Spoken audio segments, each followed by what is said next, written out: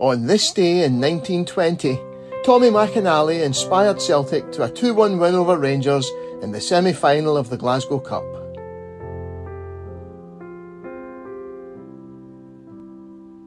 The interwar years were a difficult time to be a Celtic supporter, Rangers enjoying the kind of domination they would not see again until the 1990s, the Celtic board seemingly unable or unwilling to match rivals who were running far larger playing squads with consequently much greater strength and depth.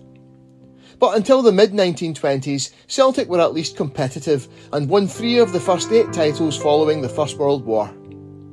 One of the heroes of the support in this era was the mercurial Tommy McInally, simultaneously Willie Maley's favourite son and the bane of his life. Rangers were the reigning league champions and the only remaining unbeaten team in either Scotland or England when the draw was made for the Glasgow Cup semi-final on the 18th of September 1920, for which they were immediately installed favourites. The Glasgow Cup, although only a local competition, was still regarded as a prestigious tournament, and its matches, alone of all the local association tournaments, still took precedence over league games, although any replays required now had to be played in midweek. The Glasgow Herald of the 20th of September 1920 wrote, "The popularity of the city competition was demonstrated on Saturday last when the 2 ties played under its auspices attracted more people than in the aggregate attended 9 matches under the jurisdiction of the Scottish League. Celtic and Rangers played before 65,000 spectators at Celtic Park, and in the adjacent ground of Shawfield, a crowd approaching 20,000 witnessed the Glasgow Cup semi-final between Clyde and Partick Thistle. Celtic and Rangers divided equally a gate of almost £2,500, in addition to which Celtic, as the ground club, received from stand and reserved accommodation receipts a sum considerably in excess of the largest takings at any of the league matches." In front of a huge and expectant crowd at Celtic Park, the home team lined up: Shaw, McNair, McStay, Gilchrist, Cringan, McMaster, McAtee, Gallagher, McInally, Cassidy, McLean.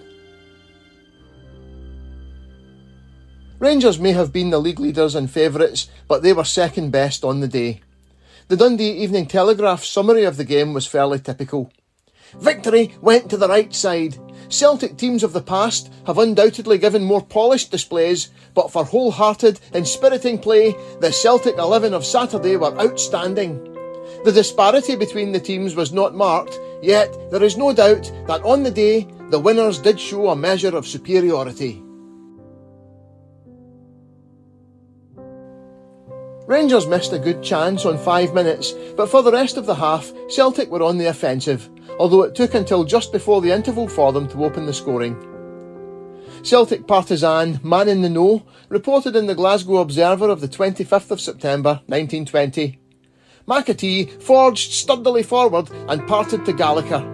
Patsy attempted to do something, I don't know what, with the pass, but the ball had too much pace and twist to be easily controlled, and the great little man visibly fumbled. The miss-kick sent the sphere to McInally, standing plumb in the middle, unmarked and about 20 yards out. Tom made no bones about belting it, and the leather sped like a bullet into the top of the net. Immediately the bugles sang truce, exultant green and crestfallen blue retiring amid an indescribable tempest of sound, cheers, shouts, trumpets, whistles, bells and ricketies joining in the din." The second half continued in the same vein, Man in the Know writing, "McInally, as tameless and daring as Quinn and a lot faster, was barging about like one of the hush-hush ships that didn't care a snuff what became of them. Tom was terribly mishandled by the Ibrox defenders, who used every known device, and some hitherto unknown, to stop him. But he gave as good as he got, and proved altogether too hot a handful for the Blue Brigade, who were thrown into a frenzy of panic by the whirling onsets of the ex-ant." With 12 minutes to go, Celtic went 2 ahead, McInally this time creating the goal. Man in the Know reported, "It was Patrick Gallagher, I think, who sent a long straight pass ahead, after which McInally went galloping like a veritable Applegarth, or like Jimmy Quinn in a Welsh international which he won by chasing and capturing just such a pass. Smith feebly contested the right of way, but Tom kept the ball close until he compelled Manderson to advance to the rescue. Then, when he had got the Ibrox backs exactly where he wanted them, the young Celt cutely lobbed the ball over to McLean, standing in an empty half-acre and with a whole goal confronting him. Adam made no mistake. His drive was so hot that, although Rob tried to fall on it, the pace of the ball beat him. Careless defending allowed Alan Morton to pull a goal back for Rangers a few minutes later, and the finish was nervier than it should have been. But Celtic held on for the win and went on to take the Glasgow Cup with a 1-0 win over Clyde in the final, Andy McAtee the scorer. Tommy McInally joined Celtic in 1919 and scored 39 goals in his debut season. He was an extravagantly talented player, strong, lightning fast with bewildering ball skills, a great range of passing and devastating finishing. But his Celtic career was a tale of what might have been, as his sense of showmanship and devilment too often overcame his discipline.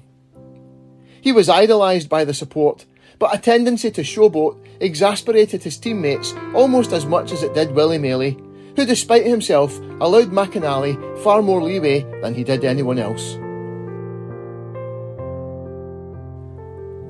McInally also regularly fell foul of referees and could never control his tongue, on one occasion being told to get to the pavilion by the referee on being ordered off, to which he replied, "Can you no make it the Kings? I've been to the pavilion this week already." Despite his bad boy reputation and increasingly hard drinking, the devoutly Catholic McInally famously never swore and would say to anyone he heard using bad language, "You'll go to the big bad fire, son."